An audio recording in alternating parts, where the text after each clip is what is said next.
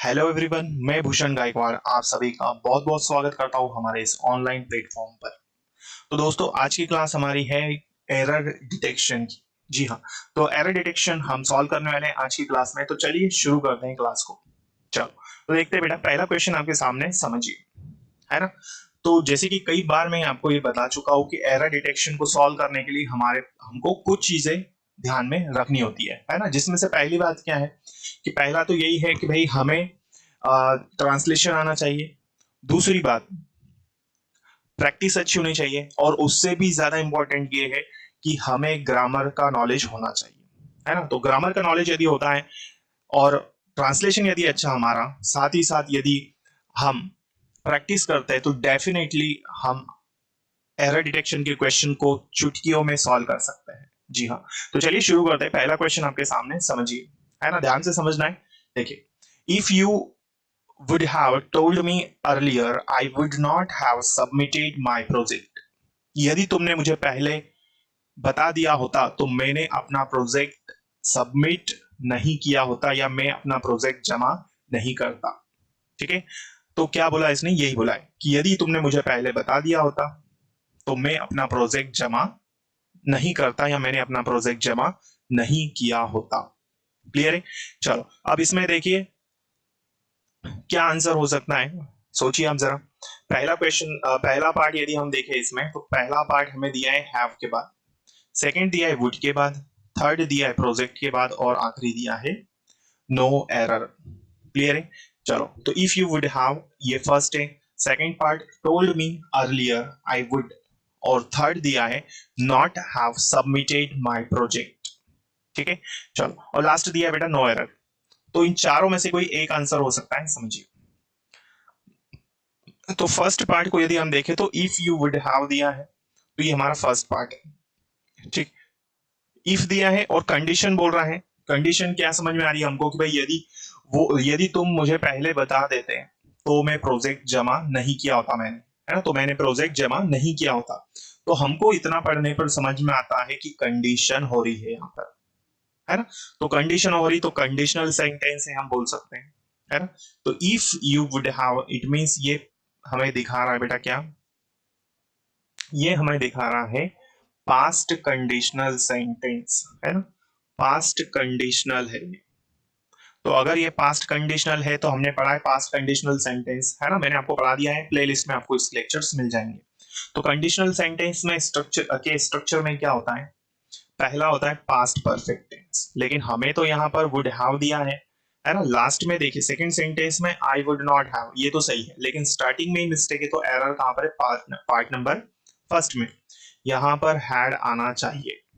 तो past perfect tense होना चाहिए। क्या होना चाहिए, पास्ट परफेक्ट टेंस। क्लियर है यहां तक। तो इफ यू वुड हैव की जगह पर इफ यू हैड यूज होना चाहिए। क्लियर है। आई होप ये आप समझ चुके होंगे, है ना। तो पार्ट नंबर फर्स्ट में एरर है। नेक्स्ट क्वेश्चन समझते हैं। नेक्स्ट क्वेश्चन को सॉल्व करने जा रहे हैं हम लोग, समझिए। The bird would have died if you had cot it, है ना। पक्षी मर गया होता यदि तुमने उसे पकड़ लिया होता, है ना। पंछी या पक्षी मर चुका होता या मर गया होता यदि तुमने उसे पकड़ लिया होता। तो सेम पैटर्न है, अभी जिस तरह से हमने क्वेश्चन किया था फर्स्ट क्वेश्चन, सेम इसी पैटर्न पर है, थोड़ा सा चेंज हुआ है इसमें, है ना। तो एग्जाम में भी बेटा क्वेश्चन घुमा फिरा के दे सकते हैं, स्ट्रक्चर बेस्ड ही होते हैं, लेकिन यदि हमें अच्छे से नॉलेज होगा ग्रामर का, तो डेफिनेटली हम कर सकते हैं सभी एरर डिटेक्शन के क्वेश्चंस को। ठीक है। तो पक्षी मर गया होता यदि तुमने उसे पकड़ लिया होता, तो ये भी कंडीशन है। और इसमें जैसे ही हम फर्स्ट पार्ट को देखते हैं, तो ये वुड हैव दिया है। सेकंड पार्ट में इफ के बाद वाला पार्ट है पास्ट परफेक्ट में।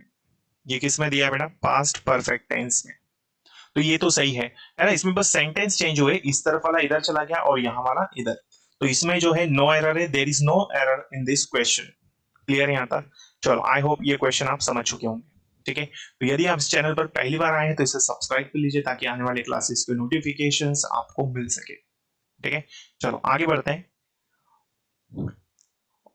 Next question, when we arrived at the station the train have already left, है ना। तो जब हम स्टेशन पहुंचे तो ट्रेन ऑलरेडी वहां से निकल चुकी थी। ठीक है, तो जब हम स्टेशन पहुंचे तो ट्रेन पहले से वहां से चली गई थी, ये इन्होंने बोला है। पहला पार्ट इस क्वेश्चन में दिया है हमें एट के बाद, सेकंड दिया है ट्रेन के बाद, और थर्ड दिया है लेफ्ट के बाद, और लास्ट वाला नो एरर। ठीक है, तो अब इन चारों में से कोई एक आंसर होगा हमारा, समझिए क्या है। ठीक है, देखिए तो इसमें स्ट्रक्चर यूज हो रहा है जो कि हम टेंस में पढ़ चुके हैं, है ना। यदि आपने नहीं पढ़ा तो प्ले लिस्ट में आपको कंप्लीट इसके लेक्चर्स मिल जाएंगे। ठीक है, टेंस को भी मैंने पढ़ा दिया है, प्ले लिस्ट में मिल जाएंगे लेक्चर्स आपको। देखो, तो when we arrived at the station the train have already left. जब हम स्टेशन पहुंचे तो ट्रेन पहले से ही वहां से चली गई थी, है ना। देखिए, तो अब इसमें स्ट्रक्चर वेन है, तो हमको पता है कि भाई वेन के बाद वेन का स्ट्रक्चर क्या होता है, when plus past perfect plus past indefinite, है ना। और वाइल का क्या होता है, वाइल मैंने बताया था वाइल प्लस पास्ट कंटिन्यूस, लेकिन वेन में क्या होता है, when plus past indefinite plus past continuous, है ना। कभी कभी ये डबल पास्ट, कभी कभी दोनों ही बार पास्ट इंडेफिनिट दिया जाता है। तो यहाँ जो स्ट्रक्चर यूज होगा वो होगा, यहाँ हैव दिया है तो यहाँ पर हैड आना चाहिए, है ना। तो when plus past indefinite plus past perfect का ये स्ट्रक्चर होगा, है ना। तो इसको हम दोनों तरह से कह सकते हैं, या तो हम कहेंगे यहाँ पर हैड आएगा, या फिर हम ये कह सकते हैं यहाँ पर लेफ्ट आएगा, है ना। ऑलरेडी भी चेंज हो सकता है। तो सिंपल तरीके से इसको यदि हम समझे तो हैव की जगह पर हैड आना चाहिए, और ये होना चाहिए पास्ट परफेक्ट टेंस में। क्लियर है यहाँ तक? आई थिंक ये चीजें आप समझ चुके होंगे। ठीक है, चलो नेक्स्ट क्वेश्चन की ओर बढ़ते हैं। If he will reach the airport on time we will surely catch the flight. यदि वो समय पर एयरपोर्ट पर पहुंच जाएगा तो हम क्या है, हम हमारी फ्लाइट पकड़ लेंगे, या हमको फ्लाइट मिल जाएगी। क्लियर यहाँ तक? तो उसके लिए जरूरी क्या है, उसको टाइम पर एयरपोर्ट पर पहुंचना पड़ेगा। तो कंडीशन समझ में आ रही है, यदि वो टाइम पर एयरपोर्ट पहुंचेगा तो हम हमारी फ्लाइट पकड़ लेंगे, या, है ना। तो देखो भाई, पहला पार्ट कहां पर है, यहाँ पर पहला दिया रीच के बाद, दूसरा दिया वी के बाद, है ना, यहाँ पर कॉमा लगा, और थर्ड दिया फ्लाइट के बाद, और फोर्थ वाला नो एरर। तो इफ ही विल गलत है ना, ये विल हटेगा, और रीच में भी करेक्शन आएगा, रीचेस होगा, है ना। तो ये क्या हो जाएगा, रीचेस, क्योंकि प्रेजेंट इंडेफिनिट टेंस होना चाहिए, है ना। इसका स्ट्रक्चर क्या होता है बेटा, if plus present indefinite, if plus present indefinite plus future indefinite. Clear है? इस स्ट्रक्चर पर बेस्ड था ये क्वेश्चन। ठीक है, क्लियर यहाँ तक? तो इस तरह से आपको भी एग्जाम में अप्रोच करनी है, पहुंचना है क्वेश्चन की जड़ तक कि क्या इसमें मिस्टेक होगी। ठीक है, चलो, तो मैं समझता हूँ ये सारे क्वेश्चंस जो भी हमने आज इस क्लास में सॉल्व किए सारे के सारे समझ में आ चुके होंगे आपको। ठीक है, आने वाली क्लासेस में हम और भी टॉपिक्स को कवर करने वाले हैं, तो बने रहिएगा हमारे साथ में। यदि आप इस चैनल पर पहली बार आए तो इसे सब्सक्राइब कर लीजिए, ताकि आने वाली क्लासेस के नोटिफिकेशंस आपको मिल सके, है ना। और यदि क्लास अच्छी लगी हो तो इसे लाइक कर दीजिए। यदि आपका कोई क्वेश्चन हो या आप मुझसे कोई टॉपिक पढ़ना चाहते हैं तो आप मुझे कमेंट सेक्शन में कमेंट करके बता सकते हैं।